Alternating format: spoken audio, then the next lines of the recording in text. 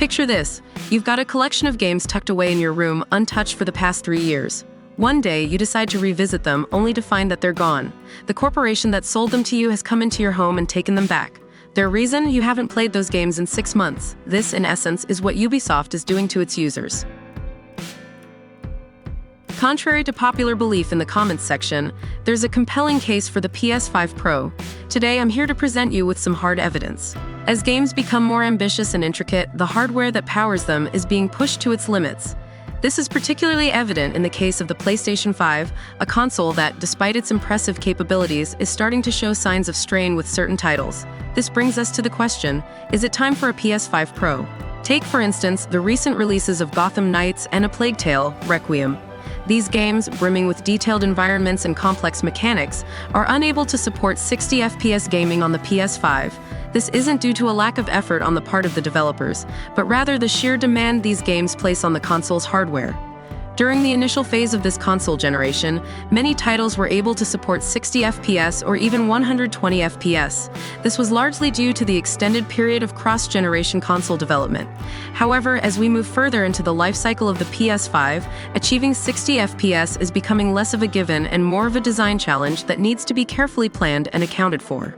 The recent system updates for the PS5 have primarily focused on stability and performance enhancements, with no significant new features being introduced.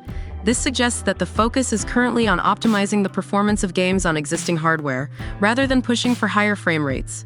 As we look to the future, it's reasonable to expect that fewer titles will be able to maintain a steady 60 FPS as developers strive to deliver more immersive and visually stunning experiences.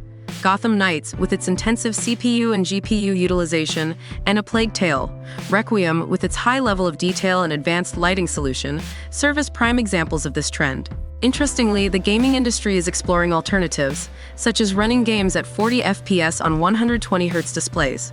This could provide a smoother, more responsive gaming experience, even if it doesn't quite reach the coveted 60 FPS mark. This could be a viable solution for games that can't quite hit 60 FPS but still aim to offer a higher performance option. Like many modern video games released on the PS5, Final Fantasy XVI includes performance and quality-focused modes, allowing players to fine-tune their experience based on whether they prioritize visuals or frame rate. However, there are some potential pitfalls to be aware of in this latest Square Enix title. Final Fantasy XVI offers more graphics settings options than a typical console title, enabling players to tailor the experience to their liking.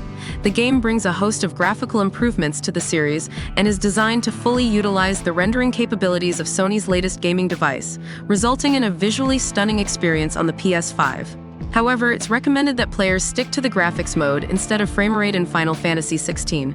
This is because the PS5 runs the latest action JRPG at a smooth 4K 30 FPS in graphics mode, upscaled from 1440p, ensuring the game looks good on both 2K and 4K monitors. If you opt for frame rate mode, the PS5 will render the game at 1080p 60 FPS, which is then upscaled to 1440p. This means it won't look the best on high-resolution monitors. Moreover, many reports have claimed frequent drops below 60 FPS in the title, which can certainly detract from the gaming experience on the console. This is another example of why a PS5 Pro could be beneficial.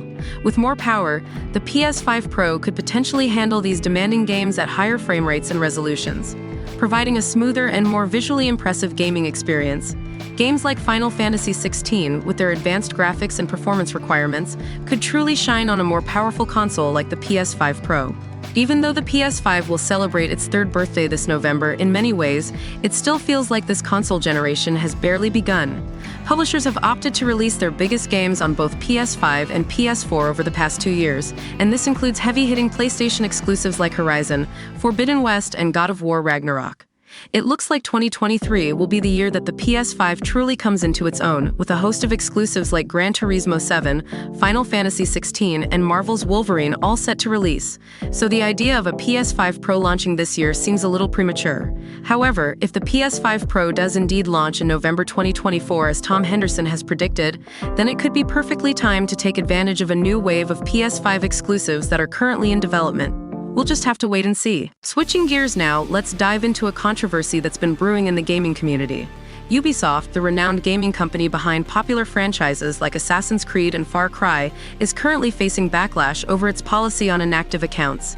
The issue at hand is that Ubisoft has been deleting inactive accounts, which in turn wipes out any purchases made through these accounts. Earlier this week, a Twitter user posted a screenshot of an email they received from Ubisoft. The email informed them that their Ubisoft account had been temporarily suspended due to inactivity. The user was given a 30-day period to cancel the account closure. If they failed to do so, they would lose access to their entire Ubisoft library, including all purchased games. Ubisoft support responded to the tweet, reiterating the 30-day notice period and urging affected users to follow the link in the email to cancel the account closure. They stated, "We certainly do not want you to lose access to your games or account." However, they also confirmed that if an account is closed due to inactivity, the user will lose the ability to play any games they've purchased. This policy has sparked outrage among players, who argue that once a game is bought, they should be able to access it whenever they want, regardless of whether it's a digital or physical purchase. However, digital purchases are often described as a license to play the game, rather than outright ownership, which allows companies like Ubisoft to block access. Ubisoft's terms and conditions state that an account has to be inactive for 6 months before it suspends the account and notifies the user of its upcoming closure. However, in 2021, Ubisoft reportedly claimed that it doesn't delete accounts that have been inactive for less than 4 years, which contradicts what's stated in its terms and conditions. The backlash Ubisoft is facing over its inactive account policy is significant, especially considering the growing concerns over game preservation and the decline of physical media. If you have an Ubisoft account with purchases tied to it, it's recommended that you log in to reset the inactivity counter.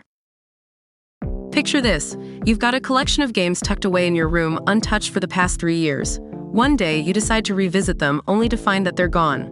The corporation that sold them to you has come into your home and taken them back.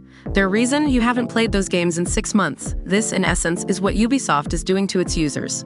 What are your thoughts on the need for a PS5 Pro? Do you agree that some games would benefit from the extra power, or do you think the current PS5 is sufficient?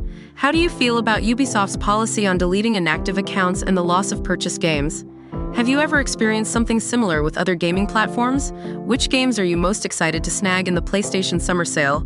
Are there any games you think are a must-buy at their discounted price? Let me know in the comments. Let's start debating.